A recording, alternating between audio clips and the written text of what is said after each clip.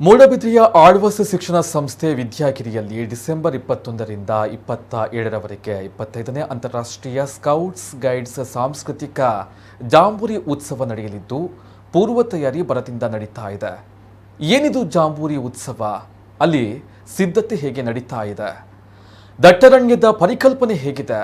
ಬನ್ನಿ ಈ ಕುರಿತ ಒಂದು ವಿಶೇಷ ವರದಿಯನ್ನ ನೋಡ್ಕೊಂಡು ಬರೋಣ.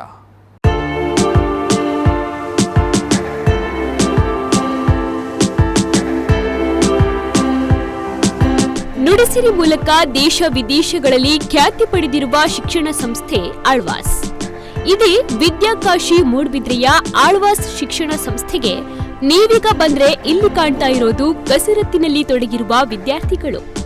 ವಿವಿಧ ಸಾಹಸ ಕ್ರೀಡೆಗಳಲ್ಲಿ ತೊಡಗಿ ಮಾನಸಿಕ ಮತ್ತು ದೈಹಿಕ ಆರೋಗ್ಯವನ್ನ ಸದೃಢಗೊಳಿಸುತ್ತಿದ್ದಾರೆ. ಡಿಸೆಂಬರ್ 21ರಿಂದ 27ರವರೆಗೆ ನಡೆಯಲಿರುವ 25ನೇ ಅಂತಾರಾಷ್ಟ್ರೀಯ ಸ್ಕೌಟ್ಸ್ ಗೈಡ್ಸ್ ಸಾಂಸ್ಕೃತಿಕ ಜಾಂಬೂರಿಗಾಗಿ ಇಲ್ಲಿ ಭರದಿಂದ ಸಿದ್ಧತೆ ನಡೆದಿದೆ. ಸಾಂಸ್ಕೃತಿಕ ಜಾಂಬೂರಿಯಲ್ಲಿ ಒಂದು ಬಗೆಯ ಚಟುವಟಿಕೆಗಳಲ್ಲ, ಹಲವು ಬಗೆಯ ಚಟುವಟಿಕೆಗಳು ಇರಲಿವೆ. ಕೃಷಿ ಮೇಳದಿಂದ ಹಿಡಿದು ಸಾಹಸ ಮೇಳದವರೆಗೂ ಒಂದಲ್ಲ 10 ಬಗೆಗಳಿವೆ. ದೇಶ ವಿದೇಶಗಳಿಂದ ಆಗಮಿಸಲಿರುವ 50,000 ವಿದ್ಯಾರ್ಥಿಗಳು 5 ದಿನಗಳ ಪರ್ಯಂತ ಸಾಹಸ ಕ್ರೀಡೆಗಳಲ್ಲಿ ಪಾಲ್ಗೊಳ್ಳುತ್ತಾರೆ.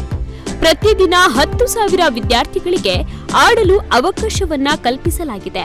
ಇನ್ನು ವಿಶೇಷ ಅಂದ್ರೆ ಮರೆಯಾಗುತ್ತಿರುವ ಅರಣ್ಯದ ಬಗ್ಗೆ ವಿಶೇಷವಾದ ಪರಿಕಲ್ಪನೆಯಲ್ಲಿ 8 ಎಕರೆ ಜಾಗದಲ್ಲಿ ಅರಣ್ಯವನ್ನೇ ನಿರ್ಮಿಸಲಾಗಿದೆ.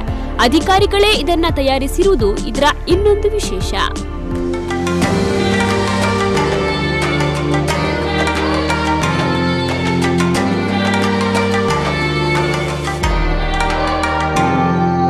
ಅಂದರೆ ಮೊದಲು ಅರಣ್ಯ ಅಧಿಕಾರಿಗಳು, ಇಲಾಖಾ ಸಿಬ್ಬಂದಿಗಳು ಹೇಗೆ ಕಾರ್ಯನಿರ್ವಹಿಸ್ತಾರೆ, ಅವರ ಸಿಬ್ಬಂದಿಯ ಕಚೇರಿ ಮತ್ತು ಆಮೇಲೆ ನಾಟ ಸಂಗ್ರಹಾಲಯ, ಸರ್ಕಾರಿ ನಾಟ ಸಂಗ್ರಹಾಲಯ, ಎಲ್ಲಿಯಾದ ಸರ್ಕಾರಿ ಜಾಗದಲ್ಲಿದ್ದ ಟಿಂಬರನ್ನು ಕನ್ವರ್ಷನ್ ಮಾಡಿ ಡಿಪ್ಪೋಗೆ ಸಾಗಾಟ ಮಾಡಿ ಅಲ್ಲಿ ಸಾರ್ವಜನಿಕರಿಗೆ ಹೇಗೆ ಅದನ್ನು ಬಳಸಬೇಕು ಅನ್ನೋ ಕಚೇರಿ. ಆಮೇಲೆ ಸ್ವಲ್ಪ ಮುಂದೆ ಬಂದು ಮೊಸಳೆಯ ಬಗ್ಗೆ ಒಂದು ಆಕೃತಿ, ಅದರ ಒಳಗಡೆ ಗುಹೆ ಇದೆ. ಗುಹೆ ಒಂದು 60-70 ಮೀಟರ್ ಗುಹೆ ಒಳಗಡೆ ಹೋಗಿ ಹೊರಗಡೆ ಬರೋದು. ಆಮೇಲೆ ಕಾಡಿನಲ್ಲಿ ನಡಿಗೆ, ಆ ಕಡೆ ಯಾವುದು ಡ್ಯಾಮೇಜ್ ಮಾಡಲಿಲ್ಲ, ಇಲ್ಲಿ ಇದ್ದ ಮರಗಿಡಗಳನ್ನು ಯಾವುದಕ್ಕೂ ಡ್ಯಾಮೇಜ್ ಮಾಡದೆ ಕಾಡಿನಲ್ಲಿ ವಾಕ್ ಬರ್ತಾ ಇದೆ. ಇನ್ನು ಇಲ್ಲಿ ವಾಚ್ ಟವರ್, ತೂಗು ಸೇತುವೆ, ನೀರಿನ ಝರಿ, ದನಗಾಹಿಗಳು, ಶೋಲಾ ಫಾರೆಸ್ಟ್, ಕಾಡಿನಲ್ಲಿ ಇರುವ ನಾಗವನ ಎಲ್ಲವನ್ನ ತಯಾರಿ ಮಾಡಲಾಗಿದೆ. ಇನ್ನು ಇಲ್ಲಿಗೆ ಬಂದವರಿಗೆ ಯಾವುದೇ ಅನಾಹುತವಾಗದಂತೆ ಸಂಪೂರ್ಣವಾದ ಮುನ್ನೆಚ್ಚರಿಕೆಯನ್ನ ವಹಿಸಿಕೊಂಡು ಕೆಲಸವನ್ನ ಮಾಡಲಾಗಿದೆ. ನಿತ್ಯ ಹರಿದ್ವರ್ಣದ ಕಾಡಿನ ಮರುಸೃಷ್ಟಿ, ಕಾಡು ಪ್ರಾಣಿಗಳು ಎಲ್ಲವನ್ನ ಇಲ್ಲಿ ತಯಾರಿಸಲಾಗಿದೆ ಎನ್ನುತ್ತಾರೆ ಅವರು.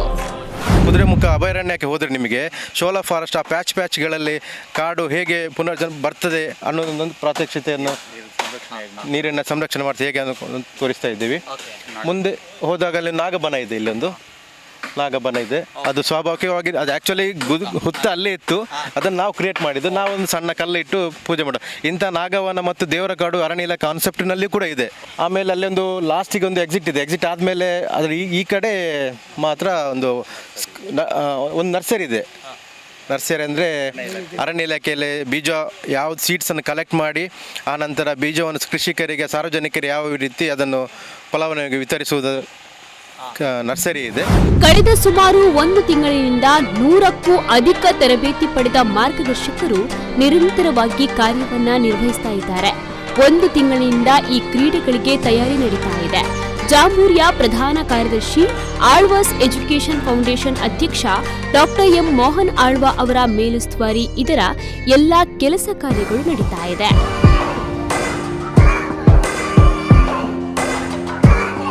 ಗಣೇಶ್ ಪೂಜಾರಿ, ನಮ್ಮ ಕೂಡಲ ನ್ಯೂಸ್ 24/7.